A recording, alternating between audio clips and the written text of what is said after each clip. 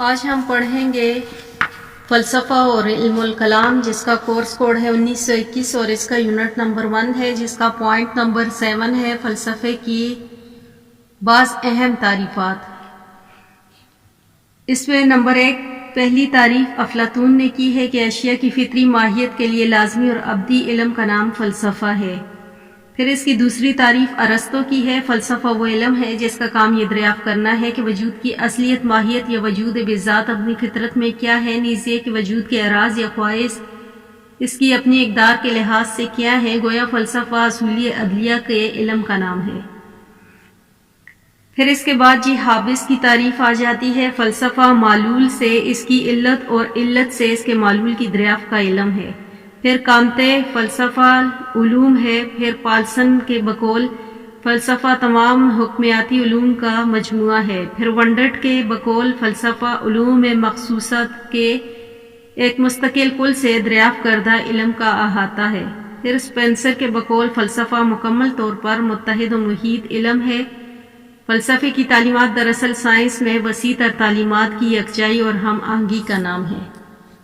پھر کانٹ کے بقول فلسفہ ادراک و تعقیل کے انتقاد کا علم ہے۔ فشتے کے نزدیک فلسفہ علم کی حکمت ہے۔ پھر فلسفہ علم کی عقلی احاطہ اور اسی کے مابعد طبیعیاتی عقائد کا نام ہے۔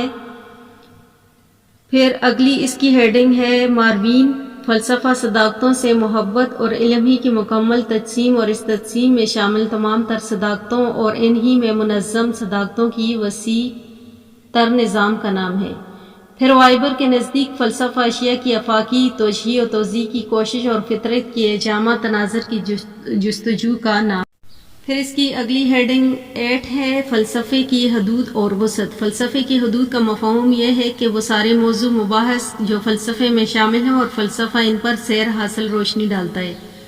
فلسفے کے لغوی معنی اشتیاق علم و حکمت یا جستجو سے صداقت کے ہیں۔ اشتیاق علم و حکمت اور جستجو صداقت کو صرف اس وقت کسی اہمیت کا حامل سمجھا جاتا ہے جبکہ اشیاء، موجودات اور شواہد انسانی کا ایک غیر مطالعہ انہی کے اپنے ایک جامع کل کے سیاق و سباق میں کیا جا سکے، لیکن ان جواہر و حقائق کا محض جزوی مطالعہ ہمارے پورے ذہنی، اخلاقی، جمالیاتی، روحانی وجود کے تقاضوں کو باتمام مکمل تسکین نہیں پہنچا سکتا۔ جیسا کہ کیٹ کا کہنا ہے کہ کل سرچشمہ حقیقت اور تمام تجربی مظاہر انسان میں سے کوئی بھی شے ایسی باقی نہیں رہ جاتی جس کا مطالعہ فلسفے کی حدود سے باہر ہو، یا یہ کہ فلسفہ تحقیق انہی آگے نہ بڑھا سکتی ہو۔ تاہم فلسفے کی طویل تاریخ کے مختلف ادوار میں اس کے مختلف معنی کا تعین کیا جا رہا ہے۔ یونانی نے اس کے معنی تنظیم و ترتیب کے لیے کیے ہیں، جہاں اشیاء کی بنیادی ماہیت اور اس کا ابدی علم فلسفے کا مقصود ٹھہرتا ہے،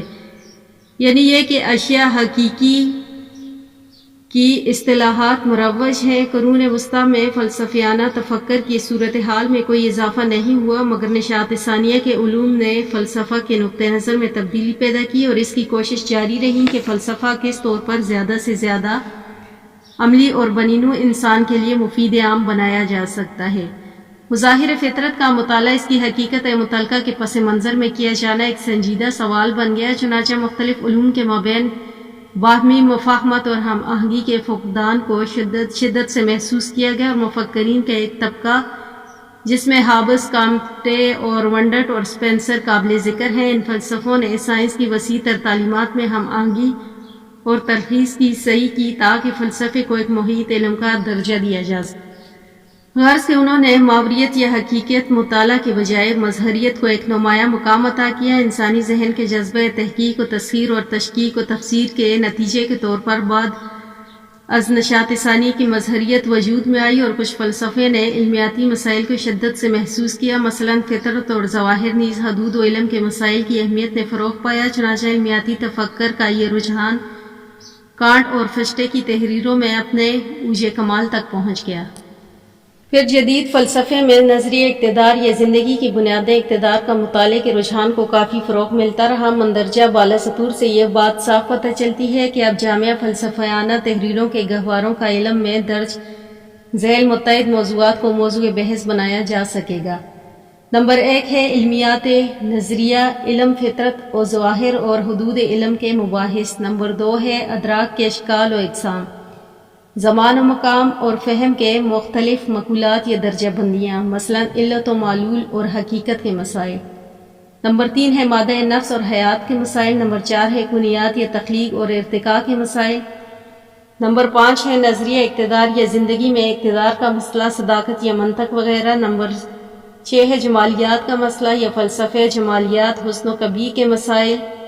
نمبر 7 ہے اخلاقیات کا مسئلہ یا فلسفہ اخلاق، خیر و شر، خوب و زشت کے مسائل۔ نمبر 8 ہے وجود خدا کا مسئلہ یا وجود مطلق اور اس کا کائنات سے تعلق۔ پھر اس کا پوائنٹ نمبر 9 ہے فلسفہ سے متعلق عمومی تاثرات۔ گو کہ بنیادی طور پر شوق و علم و حکمت اور جستجو کے صداقت ہی ہر دور کے فلسفہ کے تفکر کے لیے محرک بنتے رہے ہیں، اور انہیں ہر دو طرح پر فلسفے کی خدمات کے نتیجے میں قبولیت عام حاصل رہی۔ تاریخ اقوام عالم کے بہیمانہ ادوار میں اکثر فلاسفہ کے محققانہ کاوشوں پر اظہار ناراضی اور لعن طعن کی گئی، یہاں تک کہ انہیں ان کی خدمات کے صلے میں سزائیں تک بھگتنی پڑیں، جبکہ کچھ قومی ہیرو کے طور پر سرفراز سربلند بھی کیے گئے۔ عام حالات میں کسی فلسفے کی بابت لوگوں کی رائے میں قطعی کوئی چارہ یا لگاؤ نہیں پایا جاتا، کیونکہ اس کے بارے میں یہ خیال عام کیا جاتا ہے کہ جیسے وہ کوئی عجیب الخلقت مخلوق ہے، جس میں نہ تو کوئی لباس ہے اور نہ کوئی خوشوزی پائی جاتی ہے، اور نہ ہی اس کے مزاج میں نفاست اور لطافت نام کی کوئی چیز پائی جاتی ہے جو دینی امور سے بالکل بے نیاز ہے۔ یہ ایک مجنونانہ طریقے بلکہ بالکل بنجر و خشک احاطہ فکر میں نئے نئے خیالات کی حاضر باشیوں کا منتظر اپنے ہی ایک لگن میں گم رہتا ہے، ایک عام آدمی جو کہ ہمہ وقت زندگی کی سیاسی اقتصادی دوڑ میں مصروف عمل ہے۔ عموماً فلسفیوں سے بیزاری اور نفرت کا اظہار نظر آتا ہے، کیونکہ اس کا خیال ہے کہ فلسفی بلا وجہ کسی بھی سیدھی سادی بات کو الجھانے میں ڈال دیتا ہے، یہاں تک کہ خود فلسفہ بھی ایک دوسرے سے بنیادی اختلافات رکھتے ہیں۔ یہ ایک عام آدمی کی الجھنوں کو مزید الجھا کے رکھ دیتے ہیں، جبکہ وہ الجھن کے آسان ترین حل کے متمنی ہوا کرتے ہیں۔ پھر یونٹ 1 کا پوائنٹ نمبر 10 ہے فلسفے پر اعتراضات۔ پہلی اس کی ہیڈنگ ہے مذہبی عقائد میں تشکیک۔ عام طور پر یہ خیال کیا جاتا ہے کہ فلسفہ راسخ قسم کے عقائد تک تباہ و برباد کر دیتا ہے، اور یہ بات درست بھی ہے کہ مذہب کے ادیانی فیصلوں پر بھی آزاد خیال فلسفیوں نے نکتہ چینی کی ہے، لیکن بسا اوقات یہ بھی دیکھنے میں آیا ہے کہ فلسفہ نے مذہبی عقائد کے لیے مدلل بنیادیں فراہم کی ہیں۔ حقیقتاً فلسفے نے تو مذہبی عقائد کو اور بھی زیادہ مستحکم بنا دیا ہے۔ پھر اس کی اگلی ہیڈنگ ہے 10.2 پہ عدم ضرورت۔ چونکہ ہماری مروجہ سائنس ہماری روزمرہ زندگی کے عملی مقاصد کے لیے قابل بھروسہ علم اور مواد ہمیں مہیا کرتی ہے، اس لیے اس قسم کے مافوق سائنس کسی علم کی قطعی کوئی ضرورت باقی نہیں رہتی۔ چونکہ ہر سائنس کا اپنا ایک نقطہ نظر ہے جو صرف اس کے ساتھ مخصوص ہوتا ہے، اسی صورت میں سائنس کی تحقیق کے حدود متعین ہوتی ہے۔ چنانچہ یہ انتخابی کردار جو کہ کسی علم کی ترقی کے لیے ایک لازمی جزو ہوتا ہے، اور اپنے ساتھ کچھ ایسے اندیشے بھی ضرور رکھتا ہے، اور وہ یہ کہ ہر سائنس اپنا ایک مخصوص اور جداگانہ نتیجہ برآمد کرتی ہے۔ اس لیے اس بات کا قوی امکان ہوتا ہے کہ ایک علم کا دوسرے علم کے ساتھ معاندانہ رویہ ہو، لہذا علوم کے اخذ کردہ نتائج کو ایک دوسرے سے مختلف بھی ہو سکتے ہیں، بغیر کسی تنقیدی مطالعے کے ایک حکم آخری طور پر تسلیم نہیں کیا جا سکتا۔ پھر اس کی اگلی ہیڈنگ ہے 10.3 حقیقت مطالعے کا علم جو فلسفے کا دراصل مقصود ہے، خود یہی مقصود اصل ناممکن قرار پایا ہے۔ ماں بعد طبیعیاتی علم کے امکان سے منکر ہو جانا بجائے خود ایک جداگانہ موضوع بحث ہے، جس کے مدلل مواد کی ضرورت اور ایسے استدلالی مواد کو زیر بحث لا کر پھر کسی نتیجے پر پہنچنا بجائے خود ایک دوسرا فلسفہ ہے۔ پھر اس کی اگلی ہیڈنگ ہے 10.4 ابہام اور روکھا پن۔ فلسفے میں ابہام اور غلط فہمیاں اور خود اس موضوع کا روکھا پن بجائے خود اس کی قدر و منزلت کے خلافت ایک یقینی ثبوت ہے۔ وہی مسائل، وہی تنازعات، پھر وہی قطعی ناکامی دراصل فلسفے کی کردار نوعیت کی غمازی کرتے ہیں، اور ہر وقت کوئی حقیقت نہیں ہے اس کے مسائل میں جن سے فلسفہ بحث کرے۔ ان میں تبدیلی نہیں آتی، کیونکہ اگر ہم اس بات کو متعارف ہے کہ انسانی مزاج اور طبع یا اس کی فطرت میں تبدیلی اور ترقی ہوئی ہے، پھر ہمیں بھی یہ مان لینا چاہیے کہ فلسفے کا بھی ارتقاء ہے، اور حقیقت تو یہ ہے کہ فلسفے کی بقا اور ترقی کا راز بھی اسی کی ایک بات میں ہے کہ اس کا ارتقاء دراصل مسائل کے حل تلاش کرنے میں نہیں بلکہ آئے دن انسانی تفکر میں نیا مسئلہ کھڑا کر دینے سے ہے۔ پھر اس کی اگلی ہیڈنگ ہے 10.5 منطقی عصبانیت پسندوں کی تنقید۔ احتحاضر کے فلسفیانہ تفکر میں منطقی عصبانیت پسند فلسفہ مثلاً کانٹ، ایئر، مورس نے مابعد طبیعت کے خلاف باقاعدہ ایک بحث چھیڑ دی۔ منطقی اثبات فلسفہ مندرجہ ذیل مفروضوں پر اصرار کرتے ہیں۔ نمبر 1 ہے تمام علمی قطعی طور پر حسی تجربے پر منحصر ہوتا ہے۔ نمبر 2 لسانیات یا زبان کے منطقی تجزیے سے یہ عیاں ہو گیا کہ در حقیقت تجربہ ہی تمام قضیوں یا جملوں کی بنیادیں ہیں، اور یا یہ کہ ہر قضیے یا جملے کی تصدیق تجربے سے ہوتی ہے۔ نمبر 3 کسی جملے کے ٹھیک ٹھاک معنی کا تعین اس کی تصدیق کا رہنما اصول ہے۔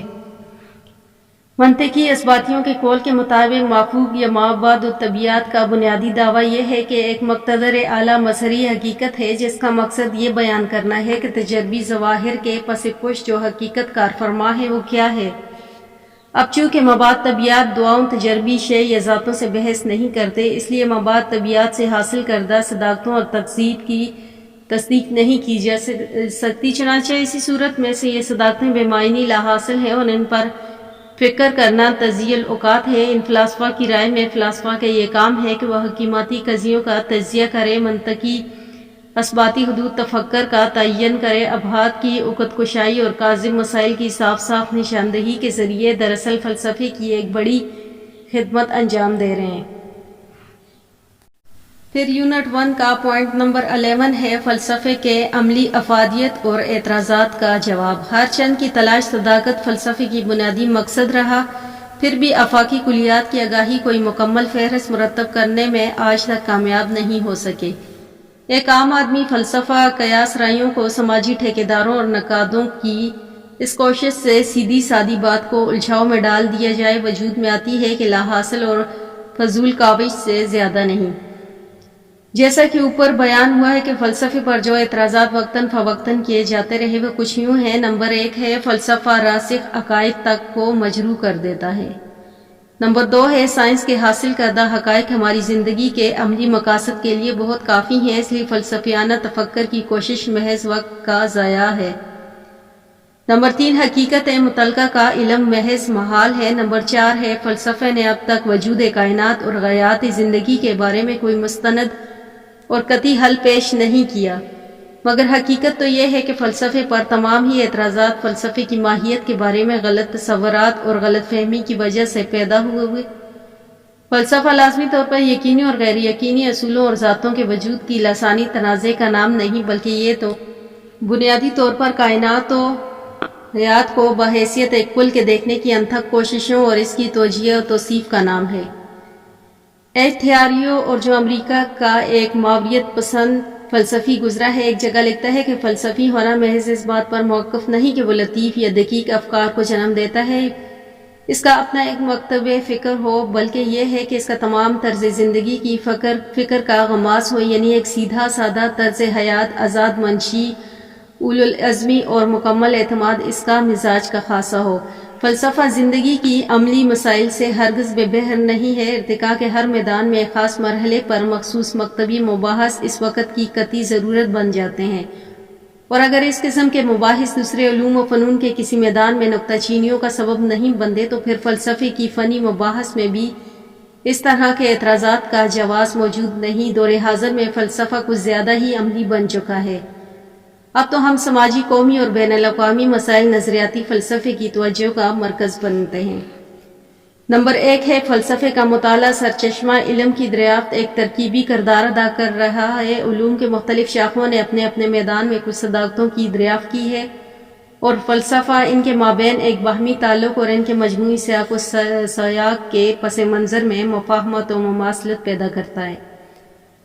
نمبر 2 ہے فلسفہ مختلف مسائل کے اپنے مخصوص و متناسب پس منظر میں رہتے ہوئے ان کے دیانتدارانہ تجزیے کے لیے آدمی میں ایک گہری سوجھ بوجھ، مدبرانہ فہم اور معاملہ فہمی پیدا کرتا ہے۔ نمبر 3 پہ ہے فلسفے کا مطالعہ انسان کو روشن خیالی متحمل مزاج اور معقولی بناتا ہے۔ فلسفے کا طالب علم مختلف نظریات اور دعووں میں موجود مغالطوں اور غلط فہمیوں کو سمجھ سکتا ہے اور ان میں اصطلاحات کی پیش قیمت تجاویز دے سکتا ہے۔ نمبر 4 پہ ہے عصر حاضر میں علم حیت یا نیوکلیئر سائنس کے جدید ترین ارتقاء کے دوران میں حصول قوت کے مجنونانہ رجحان کے پیش نظر اس جنون کو ایک سنجیدہ رخ دینے کے لیے فلسفہ وقت کی ایک اہم ضرورت بنتا جا رہا ہے۔ افراد اور اقوام کو باہم زندہ رہنے کے اصولوں کو سیکھنا چاہیے تاکہ دنیا کی آبادی کو اس جنگ جنون اور اس کی تباہکاریوں سے مکمل طور پر بچایا جا سکے۔ گزشتہ زمانوں میں فلسفے نے انسانیت کو بہیمانہ استحصال سے محفوظ کر رکھا ہے اور اس کا قومی امکان یہ ہے کہ آج بھی بنی نوع انسان کو ایسی تباہی سے بچانے میں ناکام نہیں رہے۔ برٹرینڈ رسل ایک جگہ فلسفے کی قدر و منزلت کے بارے میں اپنے مباحث کا تمطا کرتے ہوئے لکھتا ہے کہ فلسفے کا مطالعہ اس طور پر کیا جانا چاہیے کہ ہمیں یہ حتمی جوابات ان سوالات کے دے سکے کہ جنہیں یہ خود ہی پیدا بھی کرتا ہے۔ غلط ہے اس لیے کہ اصولی طور پر کوئی جواب نہیں دے سکتا، حتمی طور پر ٹھیک ہے اور واقعی کہا جا سکے، کیونکہ یہ جواب و سوال تو محض اس لیے ہوا کرتے ہیں کہ یہی سوالات تو ہمارے ان تصورات کو کیا کیا ممکنات میں سے فروغ دیتے ہیں، ہمارے ذہنی تخیل کو جلا بخشتے ہیں اور یہ بھی کہ ہماری پوچھ اعتقاد کا خاتمہ کرتے ہیں جنہوں نے ہمارے ذہنوں کو مقفل کر رکھا ہے اور ہم پر تفکر کے دروازے بند کر دیے ہیں۔ لیکن اس کے باوجود جہاں کائنات کی بے کران حدود پھیلتی جا رہی ہے، فلسفہ ان وسعتوں کو اپنے ہیت ادراک میں لے رہا ہے اور وہیں یقیناً ہمارا ذہنی ارتقاء بھی ضرور ہوتا جا رہا ہے، اور آج انسانی ذہن اس قابل ہوتا جا رہا ہے کہ پوری کائنات فضا سے ہم آہنگ ہو جائے، ایک ایسی ہم آہنگی، ایک ایسی عظمت جو کل انسانیت کے لیے خیر اعلیٰ ثابت ہو سکے۔ The Problems of Philosophy